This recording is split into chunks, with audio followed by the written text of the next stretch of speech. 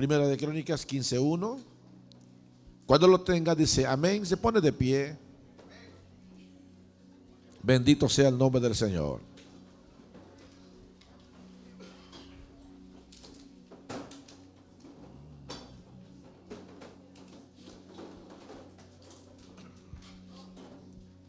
Dios bendiga, hermano Oswald. Tengo entendido que ya viene tu esposa en camino. Ya está en este lugar. Gloria a Dios. Gloria al Señor. Nos gozamos. Muy buenas noticias. Felicidades, brother. ¿Y estamos listos, hermanos? ¿Allá afuera están listos? Hay más gente afuera que adentro, hermano. Bien, dice Primera de Crónicas 15:1. Hizo David también casa para sí en la ciudad de David y arregló un lugar para el arca de Dios. Diga conmigo, presencia de Dios. Y se levantó una tienda. Entonces David dijo: el arca de Dios no debe ser llevada sino por los levitas, porque a ellos ha elegido Jehová para que lleven el arca de Jehová y le sirvan perpetuamente. Verso 12. Y les dijo: vosotros sois, el verso 12, y vosotros sois los principales padres de las familias de los levitas, santificaos vosotros y vuestros hermanos, y pasad el arca de Jehová, Dios de Israel, al lugar que le he preparado, pues por no haberlo hecho así, vosotros la primera vez, Jehová nuestro Dios nos quebrantó, por cuanto no le buscamos según sus ordenanzas. Así los sacerdotes y los levitas se santificaron para traer el arca de Jehová Dios de Israel. Verso 28. De esta manera llevaba todo Israel el arca del pacto de Jehová. ¿Cómo lo llevaban?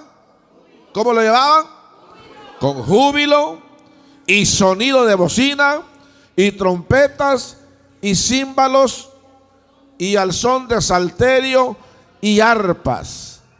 Pero cuando el arca del pacto de Jehová llegó a la ciudad de David, Mical, hija de Saúl, mirando por una ventana, vio al rey David que saltaba y danzaba, y lo menospreció en su corazón. Levante su Biblia y diga conmigo: esta palabra es la palabra de Dios. Yo la creo, yo la recibo, porque Dios va a hablar a mi vida hoy y va a hacer cambios en mí, porque esta palabra es viva y da vida. Y Dios añadirá a esta congregación cada día los que han de ser salvos. Dicen amén. A su nombre, a su nombre, a su nombre. Amén. Gloria a Dios. Así se alaba a Dios. Quiero hablar esta noche del tema celebrando su presencia. Amén. ¿Decimos el tema? Nah, digámoslo con ganas. Suena más sabroso, ¿verdad? Nosotros, como seres humanos, tenemos la tendencia, especialmente los latinos, somos bien fiesteros, ¿sí o no? Nos gusta celebrar. Celebramos cumpleaños, celebramos casamientos, celebramos 15 años, celebramos la boda de plata, la boda de oro, hasta el cumpleaños los chuchos celebramos a veces, hermano. Celebrar el día del cariño, celebrar la Navidad, todo es fiesta. A su nombre. Pero una cosa que deberíamos de celebrar siempre es la presencia de Dios. Cada vez que celebramos o hacemos una fiesta, estamos rindiendo honor a algo o a alguien.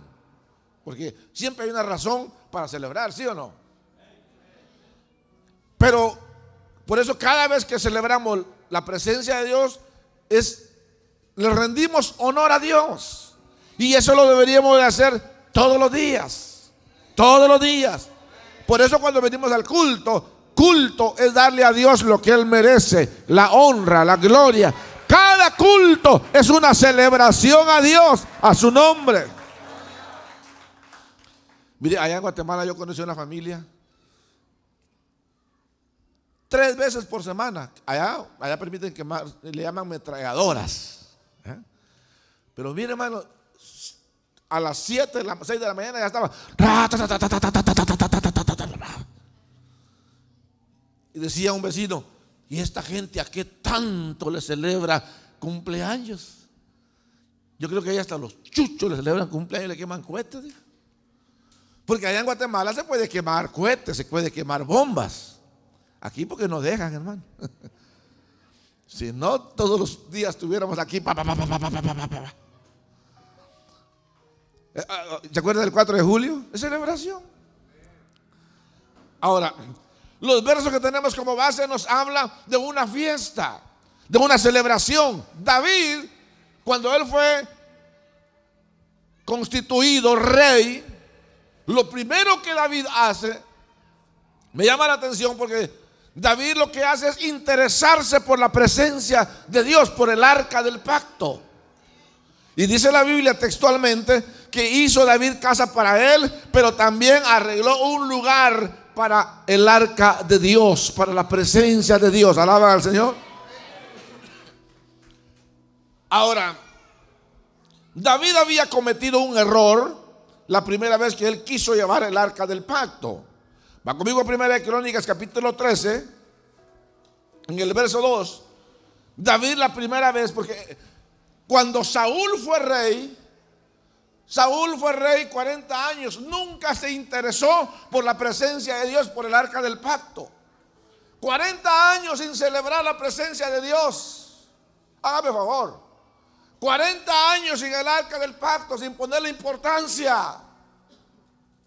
40 años, casi una generación, más de la mitad de una generación, que no sabían celebrar la presencia de Dios. Se habían olvidado de los rudimentos, de los principios, de los reglamentos, de los estatutos, de las leyes establecidas por Dios. Cuando David queda como rey, dice la Biblia, 1 Crónicas 13:2, y dijo David a toda la asamblea de Israel: si os parece bien y si es la voluntad de Jehová nuestro Dios, enviaremos a todas partes por nuestros hermanos que han quedado en todas las tierras de Israel, y por los sacerdotes y levitas que están con ellos en sus ciudades y ejidos, para que se reúnan con nosotros y traigamos el arca de nuestro Dios a nosotros, porque desde el tiempo de Saúl no hemos hecho caso de ella. Hágame favor, hermano, 40 años de no hacer caso de la presencia de Dios. No es un mes, 2 meses, 1 año, 2 años. 40 años. Hubieron jóvenes que nacieron, se volvieron jóvenes, se volvieron viejos. Y no celebraban la presencia de Dios, no les importaba porque a Saúl no le interesó. Entonces David, cuando él queda como rey, él dice: vamos por el arca del pacto. A mí sí me interesa.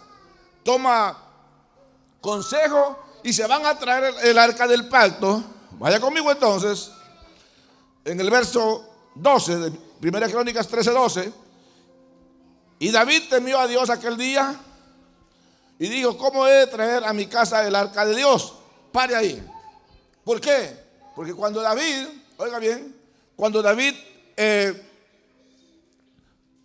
regrese al verso entonces, 1 Crónicas 13:5. Entonces David reunió a todo Israel desde Sijor, de Egipto, hasta la entrada de Hamás, para que trajesen el arca de Dios de Kiriat Jearim. Y subió David con todo Israel a Baala de Kiriat Jearim, que está en Judá, para pasar el arca de ahí de Jehová de Dios, que moraba entre los querubines, sobre las cuales su nombre es invocado. Y llevaron el arca de Dios de la casa de Abinadab en un carro nuevo, y Usa y Ahío guiaban el carro. Pare ahí. David tuvo buena voluntad. Traigamos el arca del pacto, está bueno. Pero Daniel y ¿cómo es tu nombre? Randy, ustedes van a traer el arca del pacto. A David se le había olvidado los estatutos de Dios. Y traen el arca del pacto, lo ponen en un carro nuevo y toda la cosa. Y venían celebrando, wow, llevamos el arca, llevamos la presencia de Dios. Cuando Dios permite que el arca tope y usa, y ahí yo mete la mano, y dice la Biblia que Dios les quitó la vida. Wow. Cuando David dice, ¿se da cuenta de eso? Entonces ahora viene el verso 12. Y David temió a Dios aquel día y dijo, ¿cómo he de traer a mi casa el arca de Dios? El verso 13 dice, y no trajo David el arca de su casa en la ciudad de David, sino que la llevó a casa de Obed Edom, el geteo. Pare ahí. Ahora que David mira que aquellos hombres pierden la vida, David dice, ¿qué está pasando? Y es que ahí hay un punto muy importante que tenemos que nosotros que aprender. La presencia de Dios nos hace volver a su verdadera voluntad. ¿Entiende eso? La presencia de Dios nos hace volver a su verdadera voluntad. Dios había establecido que los sacerdotes y los levitas tendrían que llevar el arca del pacto en sus hombros y eran los escogidos por Dios para ministrar la presencia de Dios, no cualquier pelagato. ¿Entiende eso? Y qué tremendo, porque no se trata del que quiera, se trata del que Dios escoge. Mire, usted podrá ser feíto, qué sé yo, bajito, chiquito, pero si Dios lo escoge, usted cuenta con el respaldo de Dios. Alaban al Señor. La presencia de Dios nos hace volver a su voluntad. ¿Qué le estaba enseñando Dios a David? David, mi presencia no se administra como tú quieres. Mi presencia, hay estatutos, hay principios que tienen que respetarse. Bendito sea el nombre del Señor. Por eso cuando la presencia de Dios viene a nuestra vida hay que celebrarla. ¿Por qué? Porque lo primero que la presencia hace es hacernos volver a la voluntad de Dios. Nos redarguye nuestra conciencia. ¿Sí o no? Mira, hoy vienen los jóvenes contentos, alegres. Yo les aseguro que van a tener ahora más conciencia para caminar. Porque la presencia de Dios nos hace volver a la senda antigua, a los principios de la palabra, a su nombre. Número 2, la presencia de Dios, eso está hermoso, nos trae bendición. Diga conmigo, la presencia de Dios me trae bendición. David dijo, no podemos llevar el arca, dejémosla aquí. Y la dejaron en la casa de Obed Edom 3 meses. Y dice la Biblia, vaya conmigo entonces, 1 Crónicas 13:14. Y el arca de Dios estuvo en la familia de Obed Edom en su casa 3 meses. Y bendijo Jehová la casa de Obed Edom y todo lo que tenía. 3 meses. Porque donde está la presencia de Dios hay bendición, hermano. Alaban al Señor. La presencia de Dios es como un imán que atrae las bendiciones de Dios. Pero tenemos que aprender a hacer las cosas como Dios manda.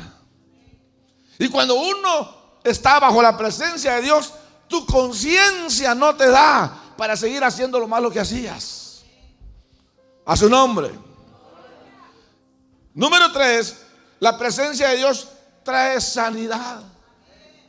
Diga conmigo, sanidad. Dice la Biblia que cuando Jesús llegó a la casa de Pedro, la suegra de Pedro estaba enferma. Y Jesús extendió su mano y reprendió la fiebre. Y en ese momento la suegra de Pedro, mire, hasta la suegra alcanza bendición, hermano. A su nombre.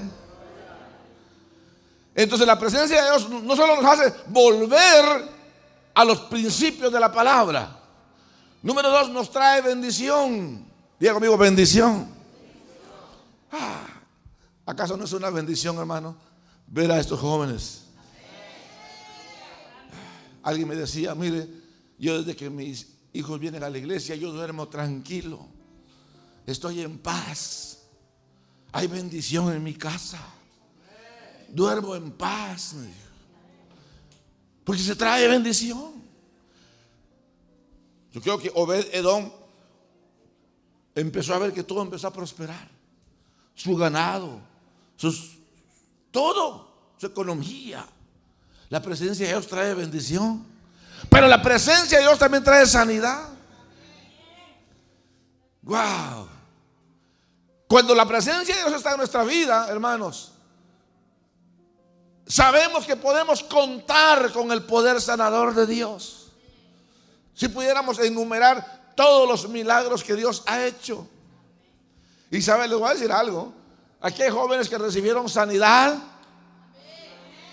Voy a repetirlo. Aquí hay jóvenes que vinieron sanos hoy del retiro. Dicen amén. Dale un aplauso a Cristo Jesús. Y no solo estamos hablando de sanidad física, estamos hablando de sanidad espiritual. ¿Cuántos jóvenes no irían? Porque a veces nosotros queremos que los jóvenes, por ser jóvenes, no tienen problemas. Pero hay muchos jóvenes con problemas en el alma, llenos de resentimiento, llenos de odio, llenos de amargura, llenos de tristeza. Tal vez no tiene una enfermedad física, pero hay una enfermedad espiritual adentro. Pero la presencia de Dios trae sanidad, no solo sanidad física, trae sanidad espiritual. Alaban al Señor. Dale un aplauso más fuerte a Jesús. A mí me ha tocado ministrar jovencitos, jovencitas, llenos de resentimiento, llenos de hermosos, hermosas, pero con un corazón podrido muchas veces. Y muchas veces culpa de los propios padres, culpa de mamá, culpa de papá, que un día se le calentó la cola y dejó al viejo y se fue con otro. Otra, no se podía llevarle a los dos lados. ¿Sí? Yo conozco una pareja que tenía su familia, la mujer no se fue con otro, se fue con otra. De perdida se fue con otro, con otra se fue. Porque así está el mundo donde vivimos. Hay gente que egoístamente toman decisiones sin tomar en cuenta el daño que le hacen a los hijos. Por eso es importante estos retiros juveniles, porque físicamente se ven bien, pero muchas veces en el alma llevan tanta tristeza estos jóvenes, resentimientos, crecen con odio y muchas veces se quieren refugiar en los vicios, se quieren refugiar en el alcohol, en la droga. La droga, hermanos, wow. La mayoría de jóvenes que han probado droga lo hacen por problemas almáticos. Quieren llenar un vacío que muchas veces papá y mamá no lo llenaron. Pero si yo le di todo a mi hijo, ¿qué todo? No estuviste en el día de su cumpleaños, no estuviste en el día de su graduación, no estuviste cuando vino el retiro, no estuviste, qué sé yo, cuando estaba en su cuarto, no estuviste cuando estuvo en el hospital. Hay muchos jovencitos llenos de resentimiento. Ahora, lejos de eso, jovencitos, jovencitas abusados, abusadas. Una vez con mi esposa oramos por una persona, 16, 17 años. Llegó a la iglesia, al altar, y me dice el hermano que estaba limpiando: pastora, que hay una muchacha que entró a la iglesia y estaba en el altar llorando, no sé qué tiene, creo que va para la escuela. Y fuimos con mi esposa como a las 11 de la mañana. Y ahí estaba la muchacha con su goma de cuadernos en el altar, llorando. Y llegué yo y le dije: ¿cómo estás? Soy el pastor. Ella es mi esposa. Nos sentamos a platicar. 17 años, una muchacha muy bonita. Y le digo: ¿qué tienes? Pero agachó la cara: nada, quería orar. Pero uno sabe que no está ahí por gusto. Le digo: ¿tienes problemas con drogas? No, me dijo, no hago drogas. ¿Tienes problemas con alcohol? No. Le digo: ¿estás embarazada? No, me dijo. ¿Tienes problemas en la escuela? No. Y le digo: ¿Fuiste abusada? Se lo agachó la cara y empezó a llorar. Entonces Dios me hizo sentir que había sido abusada. El punto es que fue abusada por su padrastro las veces que él quiso. Cuando la mamá se enteró, en lugar de defenderla, le dio la razón al viejo y le echó la culpa a ella. Lloraba. Le ministramos ese día y recuerdo que mi esposa se acuerda, nos abrazó, nos dio un abrazo, pero lloró amargamente, mojó el hombro de lágrimas. Y Dios la liberó a ella ese día, esa mañana. Se le cambió en el rostro. Digo, gracias. Y mire, con mi esposa, todo ese día nos quedó una tristeza encima. Tuvimos que orar en la tarde y dejar esa carga en las manos del Señor. Pero vivimos esa experiencia, jovencita de 17 años, que los mismos padres se encargaron de hacerle pedazos su corazón. Pero qué lindo cuando los jóvenes buscan la presencia de Dios. Les voy a decir algo. La presencia de Dios es lo más hermoso que uno puede tener en su vida. Dale un aplauso al Señor, porque la presencia de Dios te hace volver a sus caminos. La presencia de Dios te bendice, dicen amén. La presencia de Dios te sana, dicen amén. Número 4, la presencia de Dios te libera. Te libera. Porque parece increíble, pero hemos tenido la experiencia, hermanos, a jovencitos de 8 años, 10 años, ministrarles liberación. Jovencitos llenos de odio, de resentimiento, 15 años, 20 años. Una vez hablé con un muchacho, era salvadoreño. Estábamos platicando, bueno, lo conocí, me presenté. Yo iba a ir a orar por un peruano y le digo, ¿de dónde eres tú? Del Salvador. Ah, qué bueno. Y le digo, ¿y tus papás viven aquí o viven en El Salvador? Y así me dijo con estas palabras, esos perros viven en El Salvador, ni merecen vivir. Dijo, what? Tus papás, ellos no son mis padres, son perros. Así dijo. Y le digo, ¿qué te hicieron tus papás? Mire, ellos no son mis padres. Son los que por alguna razón me trajeron al mundo, pero se expresó tan vulgar de los papás. Y me empezó a contar la historia, cómo los padres habían tratado su vida cuando fue niño. Y esa gente creció así. Y mucha gente así, heridos, lastimados. Por eso estos retiros son importantes. Porque hay jóvenes que necesitan la presencia de Dios en sus vidas. Usted conoce jóvenes que a temprana edad son todos amargados, 12, 13 años, con un carácter del demonio, de veras amargados. Y a veces los juzgamos nosotros, pero esta jovencita, qué mal carácter, este jovencito, qué mal carácter. Le voy a decir algo, muchas veces están poseídos por demonios de odio. No hace mucho, oré por una jovencita que se cortaba las venas. Se cortaba las venas. Quiero morirme, si quiero sangrarme. Wow. Estamos hablando de jovencita de 16 años. En plena juventud quiere morirse. La historia, otro día se la cuento. Una vez oramos por una muchacha también igual.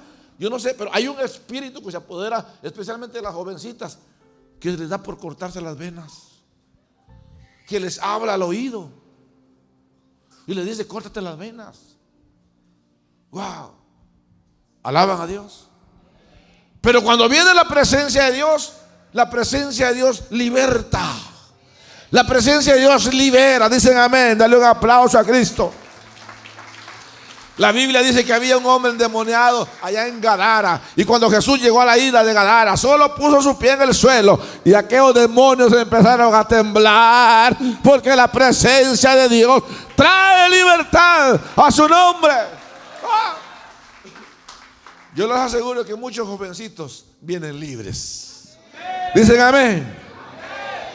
Y se van a dar cuenta cómo su vida de aquí en adelante va a cambiar.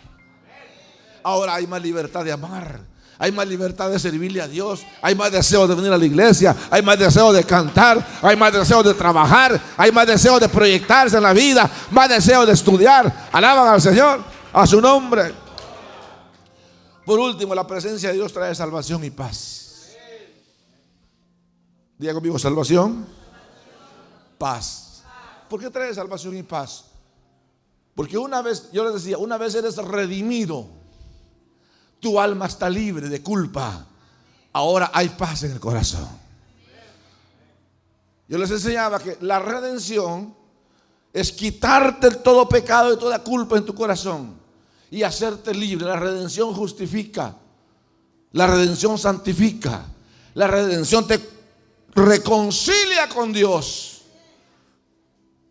La redención te trae paz. Eso es lo que dice Romanos capítulo 5, verso 1. Miren lo que dice Romanos 5, 1. Dice Romanos 5, 1. Justificados pues por la fe, tenemos paz para con vosotros. Ahora, la paz es el resultado de la salvación. Eso es lo que David hacía. David decía, después de haber pecado: Señor, no me eches de delante de ti, devuélveme el gozo de mi salvación. Entonces tendré paz. ¿Entienden eso? Porque les voy a decir algo. ¿Cuánta gente hay que no tenía paz? Muchos jóvenes hoy van a dormir en paz. Mañana se van a levantar optimistas y positivos, porque la salvación trae paz. Quizás te fuiste al retiro en contra de tu voluntad, amargado. Fuiste porque te llevaron, pero allá Dios te liberó. Dios quitó tus culpas. Dios te perdonó. Él te redimió. Ahora vienes libre. Ahora hay salvación. Hay paz en tu corazón. Dale un aplauso al Señor. Por eso debemos celebrar su presencia. ¿Sabe por qué David celebraba su presencia? Porque su presencia te hace volver a los principios de la palabra. Su presencia te trae bendición. Dicen amén. Su presencia te trae sanidad física y almática. Su presencia te trae libertad y su presencia te trae paz, salvación. Hoy puedes levantar tus manos y decirle: Señor, gracias porque me hiciste libre. Póngase de pie. Un momento, póngase de pie.